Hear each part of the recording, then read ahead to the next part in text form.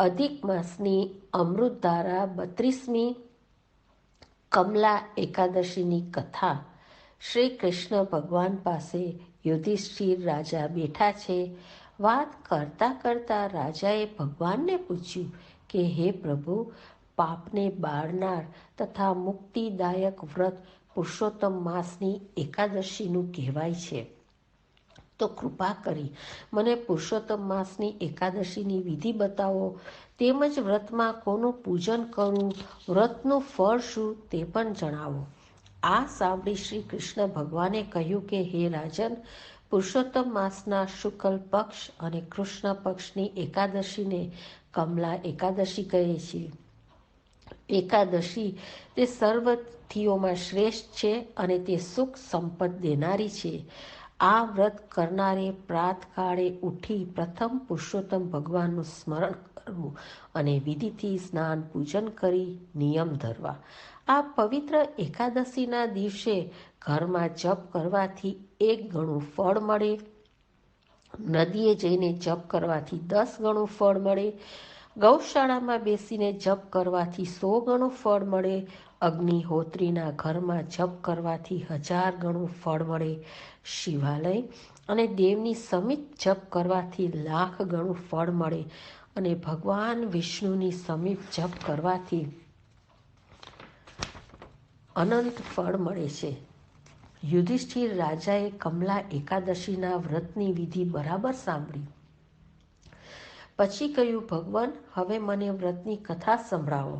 શ્રી વિષ્ણુ ભગવાને કહ્યું, સાંભળો રાજન. પૂર્વે ઉજ્જૈની નગરીમાં શિવપ્રસાદ નામે એક પવિત્ર બ્રાહ્મણ રહેતો. તેને 5 દીકરા હતા. તેઓમાં સૌથી નાનો દીકરો હતો તે સ્વભાવે દુષ્ટ હતો. તે વારંવાર ઘરનાને રંજાડતો. તેથી બ્રાહ્મણે તેને ઘરમાંથી કાઢી મૂક્યો હતો. તેના દુષ્ટ સ્વભાવને લઈને તેને કોઈ જગ્યાએ આશ્રય મળ્યો નહીં, એટલે થાકીને નજીક આવેલા જંગલમાં એક ઝૂંપડી બાંધીને રહ્યો. આ રીતે તે પોતાના પાપ કર્મનું ફળ ભોગવી દુઃખમાં દિવસો વિતાવા લાગ્યો. બ્રાહ્મણ પુત્રએ આવી રીતે 6 મહિના તો પસાર કરી નાખ્યા. હવે આ સ્થળે તેને ગોઠતું ન હતું. તેથી તે જંગલમાં જ પ્રયાગરાજ ભણી ચાલી નીકળ્યો. ઘણા દિવસો બાદ તે પ્રયાગરાજમાં ત્રિવેણીના તીરે આવી પહોંચ્યો. ચાલી ચાલીને તે ખૂબ થાકી ગયો હતો, એટલે ત્યાં એક ઝાડ નીચે આરામ કરી ત્રિવેણીમાં સ્નાન કર્યું. પરંતુ દિવસભર તેને કશું મળ્યું ન હતું. તેથી શ્રદ્ધાને સંતોષવા તેણે દૂર આવેલા એક આશ્રમ પ્રતિ દ્રષ્ટિ દોડાવી અને ત્યાં તે પહોંચી ગયો. આ તો હરિમિત્ર ઋષિનો પવિત્ર આશ્રમ હતો. ત્યાં પુરુષોત્તમ માસની કમલા એકાદશીની કથા વંચાતી હતી. તે શ્રવણ કરવા બ્રાહ્મણ પુત્ર બેસી ગયો. કથાના અંતમાં ઋષિએ કહ્યું કે આ કમલા એકાદશીનું વ્રત જો ભાવથી શ્રદ્ધાપૂર્વક કરવામાં આવે તો વ્રત કરનારને ભક્તિ મુક્તિ મળે છે. આ સાંભળી બ્રાહ્મણ પુત્રની ભૂખ મરી ગઈ. તેણે એકાદશીનું વ્રત રાખ્યું ને શાંતિ માટે નજીક આવેલા ઝાડ નીચે જઈને બેઠો. આમ ને આમ રાત પડી ગઈ. બરાબર મધ્યરાત્રિ થતાં લક્ષ્મીજી તેની પાસે આવી કહેવા લાગ્યા કે હે વિપ્ર, હું તારા પર પ્રસન્ન થઈ છું. બ્રાહ્મણ પુત્ર જાણે ઝબકીને જાગ્યો હોય તેમ આંખો ચોળીને દેવીને જોવા લાગ્યો, પણ તેને સમજાયું નહીં કે ક્યાં દેવી પધાર્યા છે. તેથી તેણે પૂછ્યું કે હે દેવી, મને એ બતાવો કે આપ કોણ છો અને શા કારણથી મારા પર પ્રસન્ન થયા છો. લક્ષ્મીજી કહે, કમલા એકાદશીના વ્રતથી હું તારા પર પ્રસન્ન થઈ છું. હું વૈકુંઠમાંથી નારાયણ પાસેથી આવી છું. મારું નામ લક્ષ્મી. તે એકાદશીનું વ્રત આદર્યું છે, તેથી પ્રભાવિત થઈ છું. તારી પાસે આવી છું અને તારા વંશમાં સ્થિર થઈ રહેવા માંગુ છું. બ્રાહ્મણ પુત્ર દેવીને નમન કરીને બોલ્યો કે માતાજી, મને એકાદશીના વ્રતનું સંપૂર્ણ વિધિની જાણ નથી, તો જગતના હિતાર્થે મને વિસ્તારપૂર્વક વ્રત વિધિ કહો. લક્ષ્મીજી બોલ્યા કે આ વ્રત અતિ પુણ્યકારક છે, તેની કથા સાંભળવી ઉત્તમ છે, પવિત્ર અને કલ્યાણકારી છે. જે કોઈ ભાવિક આ કથાનો શ્રદ્ધાપૂર્વક 1 કે અડધો કલાક શ્લોક પાઠ કરે તે અનંતા પાપથી મુક્ત થાય છે.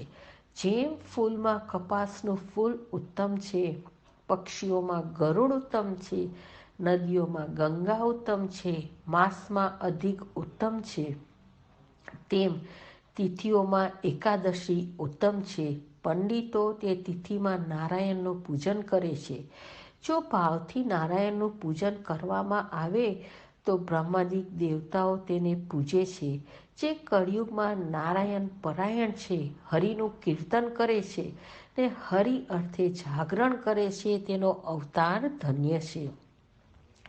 એકાદશીમાં ઉપવાસનું મહત્વ વધુ છે, માટે ભાવિક શુક્લ યા કૃષ્ણ પક્ષની ગમે તે એકાદશી હોય પણ ઉપવાસ અવશ્ય કરવો અને નિર્વિઘ્ને વ્રતની સમાપ્તિ થાય તે માટે નારાયણની પ્રાર્થના કરવી, મન ભક્તિમાં તરબોળ રાખવું, રાત્રે પ્રભુ પાસે ગીત ભજનો ગાવા, વાજિંત્રો વગાડવા, નાચવું અને પુરાણ સાંભળવું.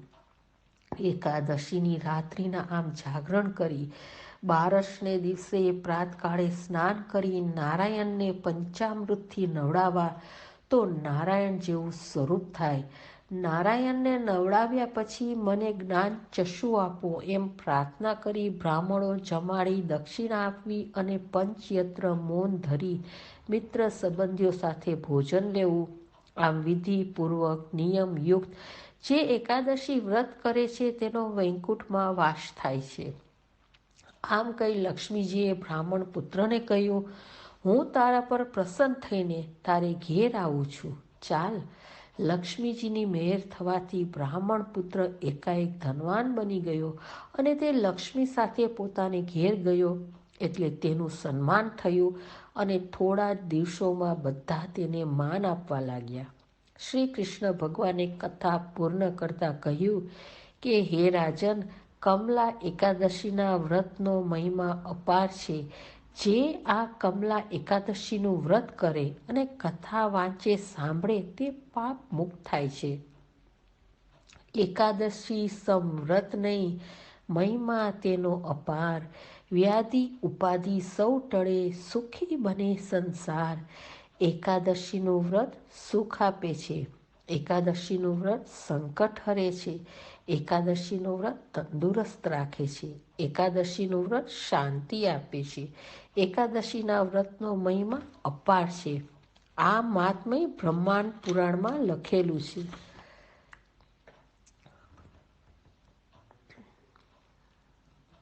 પુરુષોત્તમ ભગવાનની જય.